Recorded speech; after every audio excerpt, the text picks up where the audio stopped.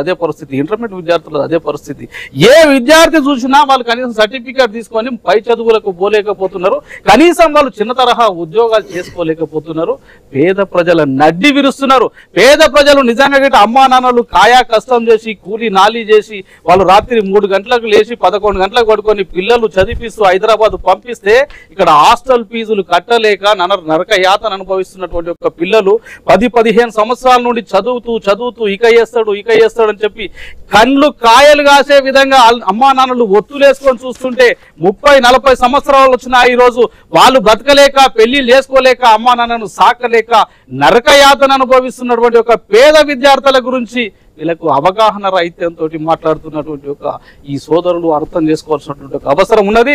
మనం అట్టడుగు ప్రజల గురించి మాట్లాడుతున్నాం తప్ప సంపన్నుల గురించి కాదు అంటటువంటి ఒక విషయం సామాజిక స్పృహతోటి మాట్లాడితే బాగుంటది.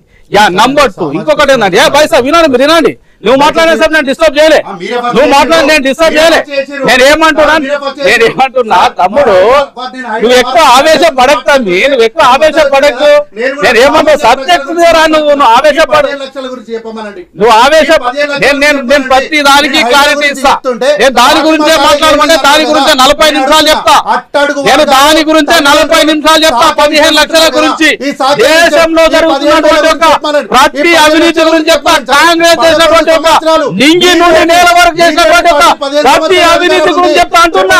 బొక్కు scam, 2G scam, 3G scam, ఈ దేశంలో లక్షల కోట్లు స్కామ్ చేసినటువంటి ఒక కాంగ్రెస్ పార్టీ అవినీతి గురించి మాట్లాడేటువంటి ఒక పార్టీ వీళ్ళకి అవగాహన ఉన్నదా? చూపియండి వరకు.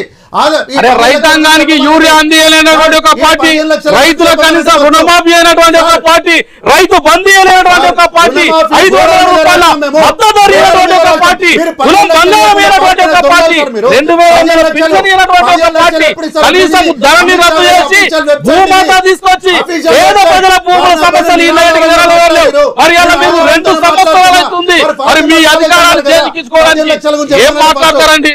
నేను మాట్లాడతాను, లేకపోతే నువ్వు మాట్లాడే ఆన్సర్ సమాధానం చెప్పాను. మధ్యలో డిస్టర్బ్ చేయను. శ్రీకాంత్ గారు నేను ఏమంటున్నా,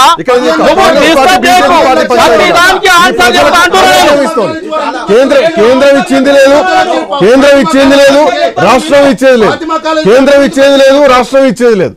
2 వైపుల నుంచి నష్టపోయేది ప్రజలే, 2 వైపుల నుంచి ఇబ్బంది పడేది ప్రజలే. అట్లీస్ట్ తెలంగాణ తీసుకునేటువంటి పరిస్థితి లేదు.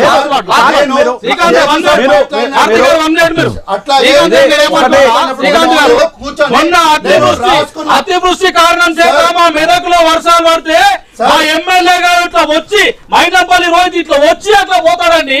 అక్కడ జరిగినటువంటి ఒక కుంటలు తెగిపోయినాయి, చెరువు తెగిపోయినాయి, కాలువలు తెగిపోయినాయి, మనుషులు చనిపోయారు, గొర్రెలు చనిపోయినాయి, మేకలు చనిపోయినాయి, పశువులు చనిపోతే ప్రజలకు ఇంటికి 10,000 ఇచ్చి ఆదుకోవాలన్నటువంటి ఒక కామన్ సెన్స్ లేని ప్రభుత్వం ఈ రాష్ట్రంలో రాజ్యం వెళ్తున్నది అంటున్నా.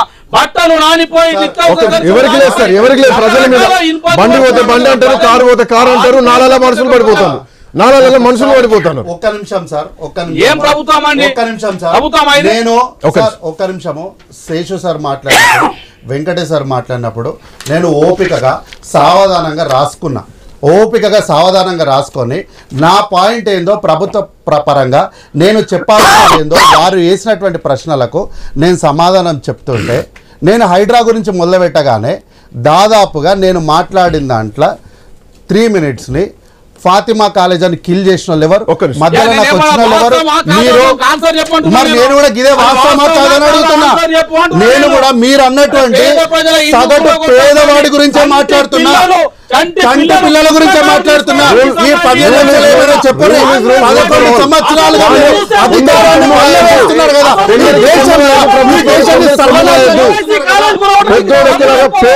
ఉండకూడదు.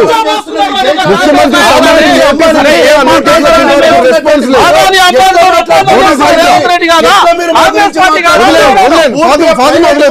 ముఖ్యమంత్రి సోదరుడికి నోటీసులు ఇస్తా, ఇంత రియాక్షన్ లేదు. ఓకే సార్, కామోజ్ గారు ప్లీజ్. సార్ నేను ఏమంటున్నంటే, ఎవరైనా గెస్టులు పార్టీలకు సంబంధించిన వాళ్ళు చర్చించుకోవచ్చు, డెబిట్స్ లో వాస్తవాలు ప్రజలకు తెలియజేయాలి. కానీ ఇంపార్టెంట్ గా రాజా విశ్లేషకులు కామోజ్ గారు ఒక్క నిమిషం, అంటే వ్యక్తిగతంగా వద్దు, నేనేమంటున్నా డిస్కషన్ మరి guest లని నీతులు చెప్తున్నారు పాయింట్ కదా. ఏంటంటే డిబేట్ ఇంకా కంటిన్యూ చేస్తున్నా, డిబేట్ విల్ బి కంటిన్యూడ్.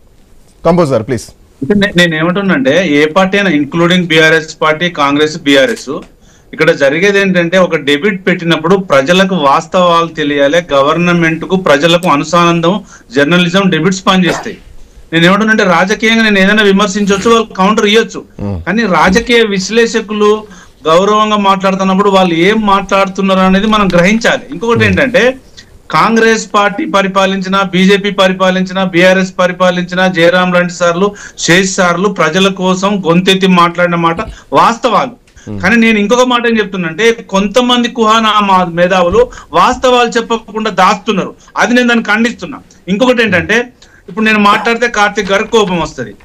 ప్రజలు మీరు వ్యాఖ్య కరెక్ట్ గా పదం కరెక్ట్ గా వాడండి, నాకేం కోపం రాదు. రాజకీయంగా ఏ ఆరోపణ తీసుకుంటా, నాకు ఆ ధైర్యం ఉంటది. నేను అదే చెప్తున్నా గౌరవ కేసీఆర్ గారిని మీ రేవంత్ రెడ్డి గారు అన్న మాటలకు నేను అన్న మాట చాలా చిన్నది. ఎందుకంటే వారికంటే లేదు సార్, మనమైనా మంచిగా మాట్లాడాలి కదా. కాంబోజ్ గారు ఒక చిన్న గ్యాప్, ఒక చిన్న పాజ్ తీసుకుంటారు. కాంబోజ్ గారు ఒక్క నిమిషం మీ దగ్గరకు వస్తా. బిఫోర్ దట్ గ్రూప్ 1 79వ ర్యాంక్ హోల్డర్ నిశాంత్ గారు మనతో పాటు ఫోన్ లైన్లో అందుబాటులో వచ్చారు. నిశాంత్ గారు గుడ్ ఈవినింగ్. నిశాంత్ గారు good evening. PCR I think network issue ఉన్నట్టుంది. మళ్ళీ లైన్లోకి తీసుకుంటాను. నిశాంత్ గారు మిమ్మల్ని మళ్ళీ లైన్లోకి తీసుకుంటాను. కాంబోజ్ గారు ప్లీజ్ కంటిన్యూ.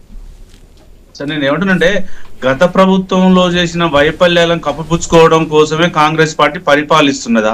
ఇప్పుడు మీరు వచ్చినటువంటి, ఇప్పుడు మేము ఓడిపోయాం, మీరు వచ్చారు, మీరు ప్రజలకు ఇచ్చిన హామీలు నెరవేరుస్తారా, ఎదురుదాడి చేస్తారా? ఇంకొకటి ఏంటంటే ఇప్పుడు మీరు ఎలక్షన్ 30వ తారీఖు వరకు బీసీ రిజర్వేషన్ మీద ఎలక్షన్ పెట్టాలి, దాని గురించి మర్చిపోయారు. ఇవాళ మీరు నేను ఏమంటుంటే ఆరోగ్యశ్రీకి 10 సంవత్సరాలలో మేము యావరేజ్ గా ఒక నెలకు 65 నుంచి 67 కోట్లు ఇచ్చాము, 9.5 సంవత్సరాలు ఇచ్చాము. మీరు వచ్చిన 21 నెలలు ఎంత ఇచ్చారో చెప్పగలుగుతారా? అది చెప్పలేరు. మీరు రైతులకు పంటకు సన్నలకు బోనస్ ఇస్తున్నారు, 1 రూపాయి ఇయ్యలేదు. రుణమాఫీ సరే కాలేదు. 44,000 కోట్లు ఇస్తున్నటువంటి రుణమాఫీ 31,000 కోట్లు వచ్చింది. 31,000 కోట్లకు 21,000 కోట్లు ఇచ్చారంటారు, దాంట్లో 22 లక్షల మందికే ఇచ్చారు. ఇంకా ఇప్పటికీ 11,000 కోట్లు 22 లక్షల మంది రైతులకు ఇవ్వాలి. అక్కడ వైఫల్యం ఉందంటున్నా. కేసీఆర్ గారు ఒక డిఎస్సీ వేయకపోతే 1200 గురుకులాలు పెట్టి 30 లక్షల మంది విద్యార్థులను చదివించి రెంటులు కట్టిపించి బిల్డింగ్ రెంట్లు కట్టి సన్న బియ్యం ఇచ్చి గౌరవంగా ఎస్సీ ఎస్టీ బీసీలను కాపాడుకున్న మాట వాస్తవం కాదా? మీరు నేను ఏమంటున్నంటే గౌరవ రేవంత్ రెడ్డి గారి దగ్గర హోంశాఖ ఉన్నది, ఇవాళ క్రైమ్ రేట్ ఏ స్థాయిలో పెరిగి